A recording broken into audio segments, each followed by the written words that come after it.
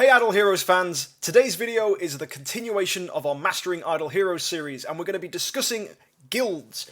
Today's video will discuss why to join a guild, how it can be helpful, what to expect when you're in your guild, and the different things to do in the guild interface. So guys, let's check out today's video.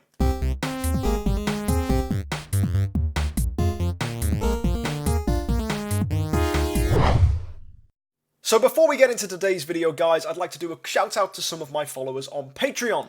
We have two new individuals who've joined the team. We have Hake and Austin Byers. So a big thank you to you guys, and every penny helps me along my journey on YouTube. As well, I'd like to apologise that I have not uploaded in the last 2 weeks, and that's because I haven't been feeling very well, and I've also had some personal difficulties here at home. So sorry about that, guys, but hopefully we can get back on track and start bringing out some more YouTube videos. As I said, guys, in today's video we're going to be talking about guilds. And the first question you may wonder is, why do I want to join a guild in the first place? You may be the lone wolf sort that doesn't like joining teams of adventurers, or goes into the battle alone without the support of their allies, or maybe you just don't like having allies. I mean, friends are overrated, right? I work alone. But really, guys, guilds are fantastic, and there's no reason not to join one. And if you don't join one, you'll probably suffer. Guild coins are a resource you get which you can spend inside a guild, and they allow you to upgrade your heroes through the guild tech menu. And the guild tech menu has a plethora of ways to improve your heroes. You can improve their attack, their health, their speed, and without these benefits, your heroes will struggle against those that do have them. So honestly, guys, if you're not in a guild, get in one fast. So it's not unusual to ask, how should I spend my guild coins, or rather, how should I use my guild tech? Now, the first thing I want to disclaim is guild coins should always be spent on guild tech. Never the guild store. Always guild tech. Just get that into your heads. Always guild tech. It's the biggest cardinal sin and probably the most commonly made mistake in Idle Heroes is spending your guild coins on heroes in the guild store. It's very easy to think, oh, I just want another 5-star hero and Ormus is good, right? And you end up buying Ormus, but just don't do it, please. Okay, just don't. Do not spend your guild coins on the guild store. All of it needs to go into your guild tech. And as well, there's lots of options with guild tech, which also can seem quite daunting. We've got warrior, mage, ranger, assassin, and priest all benefit from their selected trees. Guild tech trees are difficult to build, so it's probably best focusing on one class. In my Building Your First E3 video, I explained that your first hero you go for needs to be supported by fodder heroes from the same class. If it's an assassin, for example, like Karim, or a mage like Starlight, you want to focus on their class trees specifically. So if, for example, your first 10-star is going to be Starlight, you want to run some 9-star fodder mages alongside them so that they can be as strong as possible because they get the benefits that you've put into guild tech for Starlight because they, as well, are mages. Now that should be kind of clear and simple, but things get a little more complicated when you think, well, what if I've invested in the wrong one? But actually that's easy too. There is a button in the top corner which allows you to refresh your guild tech, and the first time for each class that you do this is free. 0 gems, doesn't cost anything. So you can invest in a hero early, then feed that hero to a new hero, get rid of all their guild tech, and then pop it into the class of your new first E3 hero. So that's a little tactic that some people choose to do, where they focus on one class early, then replace all their guild tech and pop it into another class when they get their first E3, and support that E3 hero with that guild tech. So don't feel guilty for building in the wrong tree, you can always refresh for free. And after that, it costs 2,000 gems. So when you begin building a class's guild tech, you have to choose from the first option, which is HP. And after 10 upgrades there, you'll move to the next one. And then 10 upgrades there, you'll move to the next one. Now you don't have to move forwards, you can just focus everything into HP straight away, which is often a good thing to do if you have a hero that needs lots of HP, like Horus or Valkyrie. Mainly Valkyrie though, Valkyrie wants to get as much HP as possible. But really, when it comes to choosing which guild tech to use, it often depends on 3 things. First, what hero are you using? Second, do you want to play for PvP or PvE? And third, how essential is it that this hero stays alive versus how much damage you want this hero to do? Now the first thing to consider is, how is my hero benefited? If you're running Valkyrie, Valkyrie just needs lots of HP. So you want to focus on all the nodes in the guild tech that provide lots of HP. If, for example, you're using a hero that wants to do lots of burst damage, like Penny, maybe it's better focusing on attack. And if you feel like she's dying too much, then put some more in HP. Different nodes like precision and block aren't necessarily great building straight away. You still want to have them built by endgame, but you don't need to build them immediately. Some heroes like Shia or Horus would argue otherwise, those heroes that specifically need block to do well.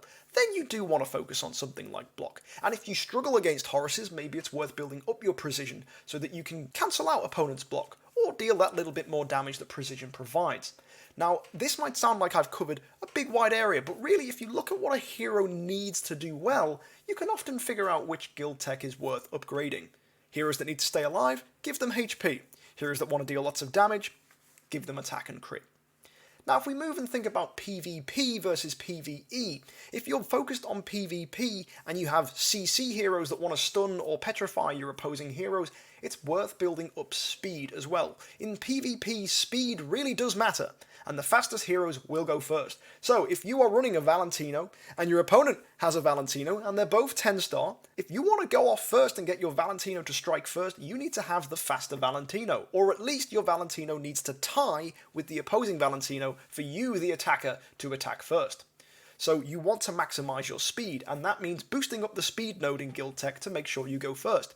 Now, if PvP isn't very important to you, then speed really doesn't matter that much if you just focus on Aspen Dungeon and doing Seal Land and fighting Broken Spaces bosses, and PvP is something that you're just like, nope, I'm not touching it, I want to focus on dealing lots of damage, then speed really doesn't matter that much, so you can ignore the speed node until the very end. So I hope that gives you some insight in just exactly where to put your guild tech for the different heroes you have. One thing I like to do is if I'm just running a priest like Cruz and they're the only priest on my team, Cruz doesn't need attack. So I just upgrade the health and speed nodes and just leave it there. I mean, you don't have to complete the guild tech. So sometimes it's worth just doing that as well to, make sure that you're not wasting guild coins where you could otherwise benefit from having them in a different class. By this point, guys, you've probably realized that guild tech is absolutely essential to your hero building progression. Now, unfortunately, it requires a lot of guild coins and a lot of gold, but thankfully, the whole guild interface is designed on getting as much gold and guild coins as possible. If we look at the mill, for example, the mill gives you quests each 10 to 12 hours that allow you to get coins and gold. These guild coins and gold can then be used to upgrade your tech.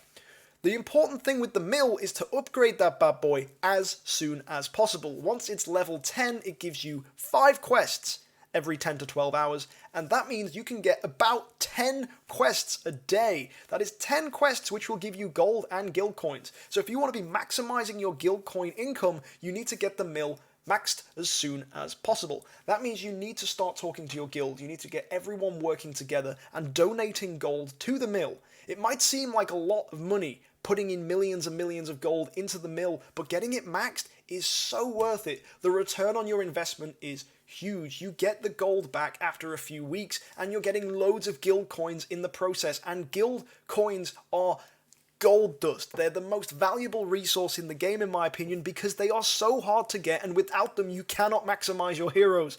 So you need as many guild coins as you can get. So get your guild on board, donate to that mill, get it to level 10, and start raking in the cash. Now, another way to get guild coins is from the guild raid. Now, guild raid sets you against lots of bosses of different types that you will have to defeat and deal as much damage against to get as many guild coins and gold as possible. Now, the people that deal the most damage against these bosses will get the most coins. So it's a little inter-guild competition who's best at PvE. So that's why it's often argued you should focus on PvE in early game, because there are so many different ways. Not only is there Seal Land and Broken Spaces, there is the guild raid, and everyone likes being the best. So basically, find a group of like-minded individuals who are a similar power level to you, get in there and start competing for who can get the highest in the guild raid. Now, the first few levels you'll be okay against. You'll get to round 15, so techniques like using Heart Watcher and a healer work really well, the classic PvE tactics. But as you start to progress through the guild raid, you'll start to realize that, oh, these bosses are strong and they kill me very quickly. Now, if you have a hero like Amun-Ra, okay, you're probably going to stay alive. Or if you have a really strong E3 or E5 hero, yeah, they're probably going to live. Everyone else will die, but they'll live. To kill things, you need to survive, and to survive, you need to not die. Some boss fights, you will die by round 4, and having Heart Watcher on the team really might not help that much, so it's better going for burst heroes at that point. So a lot of people go, oh no, I can't beat guild raid anymore, they just kill me instantly. That just means you need to change the way you think about PvE for that particular fight. You need to be running burst heroes and just dealing as much damage as you can quickly before you die. Because at the end of the day, it's just based on how much damage can you do. That's the #1 flatline rule of PvE. That's a lot of damage. How about a little more? So guild raids, just think of it like that. Just basically deal as much damage as you can. So burst heroes in shorter fights, Heart Watcher tactics in longer fights. So the final reliable way to get guild coins and gold from the guild interface is through the Guild War menu. All you have to do is submit your team once a week and your guild will compete against other guilds across either your server if you've merged or your server bracket if you have not merged yet, and you will compete against other guilds to see who is the strongest. Now, it is most likely that if you're quite a cheap player, you will not be the strongest, but all you need to try and do is aim for the top 16, and that will be a struggle at first. If you're more of a spender and you're in higher up guilds, yeah, it won't be so difficult, but the important thing is, through these qualifiers, for your guild leaders and officials to do as much as they can to get your guild higher ranking, and higher ranked guilds will get more rewards, they will get more gold, they will get more guild coins, and that will help your progression. Now, I'm going to make a video later on which discusses the tactics of Guild Wars because it will be quite long and convoluted to do it now, but just know that you need to sign up your team once a week. Be warned, once you have signed up your team, you cannot change it, so make sure you submit the correct team and the best team that you have. Make sure you've got the right gear, equipment and monster before you press submit. So there you go, guys, that is how to use the guild interface. The aim, guys, is to get guild coins and gold and use that to upgrade your guild tech to make your heroes stronger. If you have any questions, do not be afraid to leave comments down below or message me directly on Discord. If you guys want to support me, like the people at the beginning of the video, you can back me on Patreon to help me out. If you want to see some more content, you can find it on the side of the screen here, guys, and don't be afraid to hit that like button and support me by subscribing to the channel for more videos. So thank you, guys, have a great week. Expect to see some more videos soon, and happy idling.